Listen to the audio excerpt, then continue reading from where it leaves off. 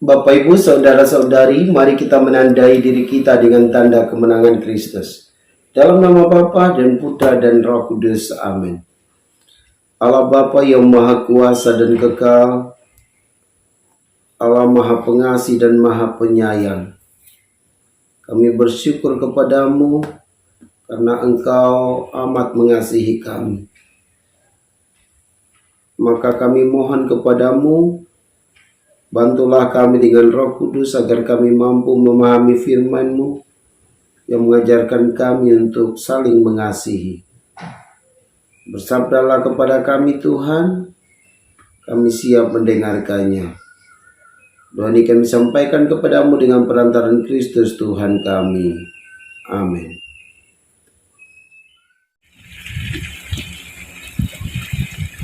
Bacaan pertama. Bacaan dari surat Rasul Paulus kepada jemaat di Roma. Pasal 13 ayat 8 sampai 10. Saudara-saudara, janganlah berutang sesuatu kepada siapapun, tetapi hendaklah kamu saling mengasihi.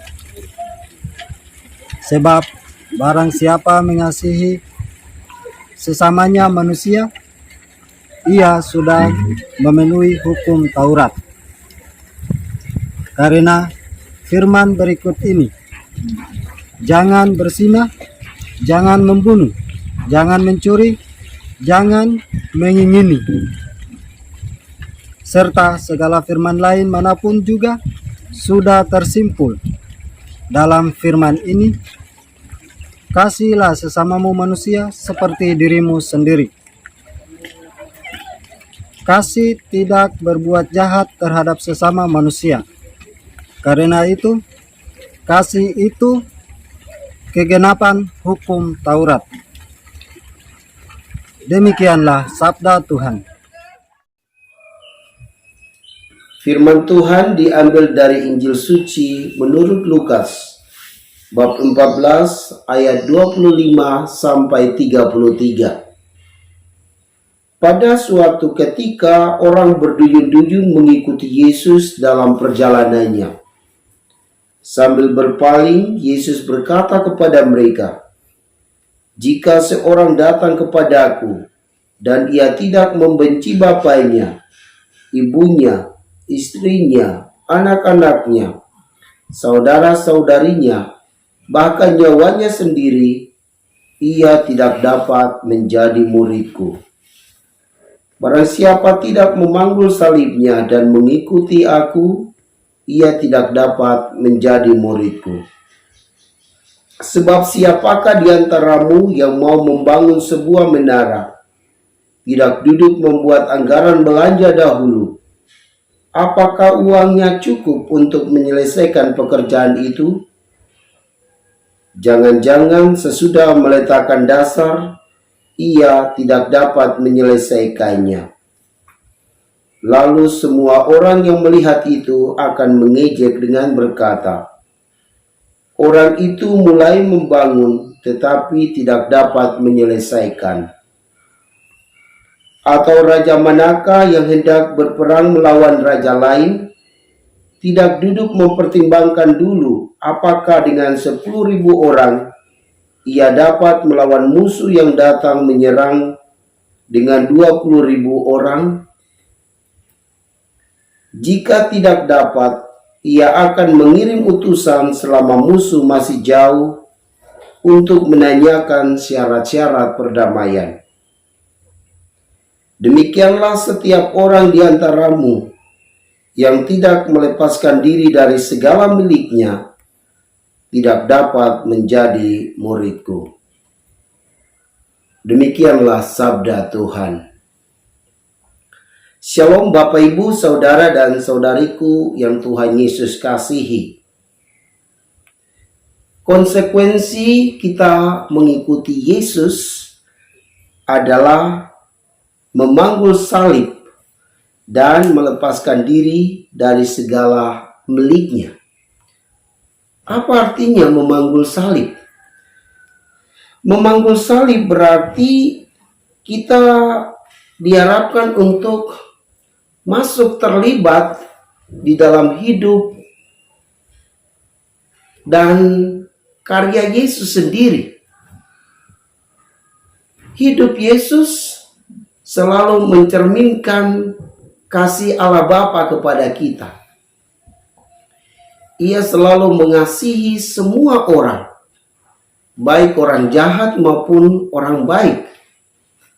Dan kasihnya itu seperti sang surya yang menerangi semua manusia di bumi ini.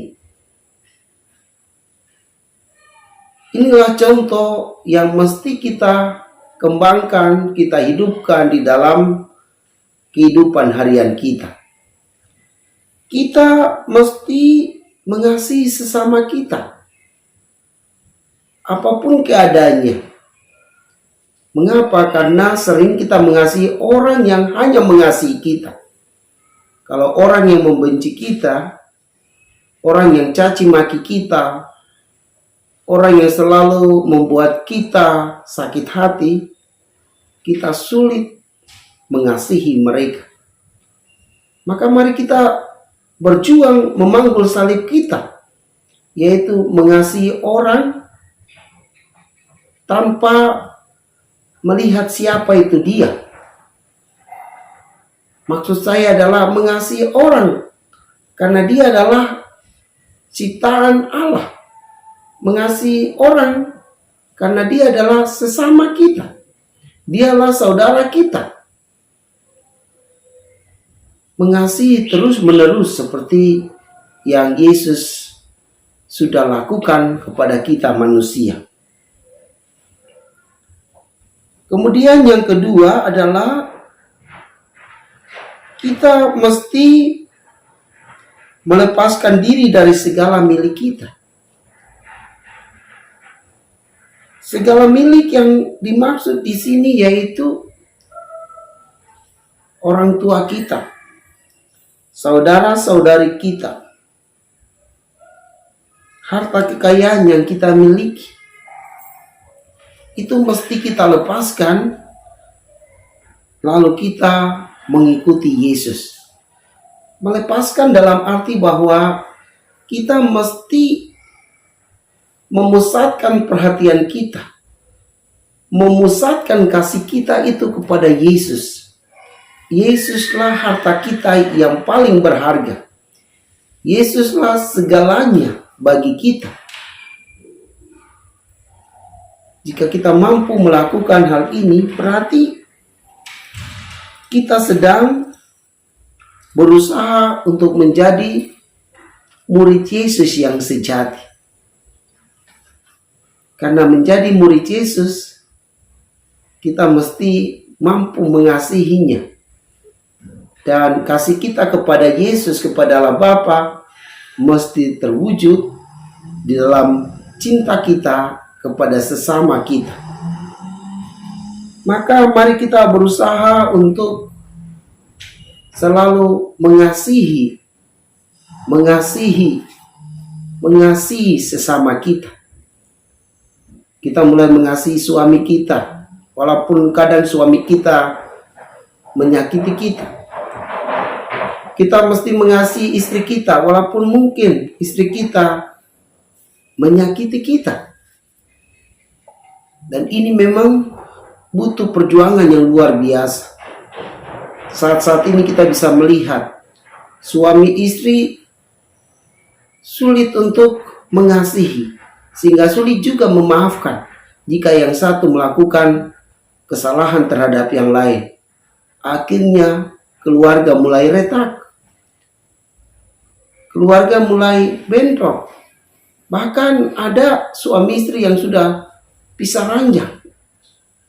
Mengapa? Karena mereka tidak mampu mengasihi kelemahan-kelemahannya, kekurangan-kekurangannya, atau mereka tidak mampu untuk mengasihi terus-menerus. Mungkin waktu berpacaran mereka mengasihi yang baik-baik saja, sehingga ketika hidup bersama kemudian menemukan sifat dari suami atau istri yang bagi mereka mungkin tidak sempurna. Mereka berusaha untuk melepaskannya. Maka marilah Bapak Ibu yang sudah pisah ranjang atau saat-saat ini bentrok satu terhadap yang lain, berusahalah untuk mencontohi teladan hidup Yesus di dalam hidupmu, mengasihi sesamamu manusia, mengasihi suamimu, mengasihi istrimu, sama seperti dirimu sendiri. Karena inilah hukum kedua yang Yesus ajarkan kepada kita. Kemudian kita juga mesti mengasihi orang-orang yang di luar keluarga kita, yang mungkin menyakiti kita terus-menerus. Kita mesti mewujudkan cinta kita kepada mereka dengan cara mendoakan mereka. Semoga mereka tetap sehat walafiat, dan semoga suatu saat mereka bertobat dan mau berbalik kepada Tuhan dengan cara menciptakan shalom, menciptakan damai sejahtera di dalam kehidupannya, dan juga mampu berdamai dengan kita. Kalau kita sudah bisa melakukan hal-hal ini, percayalah bahwa engkau termasuk murid Yesus yang setia, memikul salib dan melepaskan segala milikmu dan mengikuti Dia, atau mengikuti Yesus yang adalah hartamu yang tiada bandingnya di dunia ini. Semoga demikian. Marilah berdoa. Allah sumber cinta kasih, kami bersyukur karena Engkau mengasihi kami. Seraya memohon kepadamu, tambahkanlah cinta-Mu di dalam diri kami masing-masing, agar kami mampu mewujudkan cinta kami kepadamu dan juga mewujudkan cinta kami kepada sesama yang mungkin menyakiti hati kami, tetapi kami tetap mengasihinya seperti yang Engkau ajarkan. Kasihilah musuhmu, tetapi seperti juga yang Engkau lakukan ketika orang-orang menangkapmu, menyiksamu, dan di atas kayu salib itu Engkau katakan, "Ya Allah, ampunilah mereka, sebab mereka tidak tahu apa yang mereka perbuat." Semoga kami mampu juga mewujudkan kasih kami kepada orang-orang yang sering menyakiti hati kami itu, sehingga dengan demikian kami boleh disebut sebagai murid Yesus yang sejati, yang sanggup memanggul salib dan melepaskan segala harta milik kami untuk mengikuti Engkau yang adalah juru selamat kami. Bapa yang Maha Baik, kami percaya bahwa ketika kami melepaskan segalanya itu, kami akan mendapat 100 kali lipat berkat-berkat yang Engkau sediakan bagi kami. Ya Bapa, inilah doa kami yang kami naikkan ke hadirat-Mu dengan perantaran Kristus Tuhan kami. Amin. Semoga Bapak Ibu Saudara-saudari diberkati dan dibimbing oleh Allah yang Maha Kuasa, Bapa dan Putra dan Roh Kudus. Amin.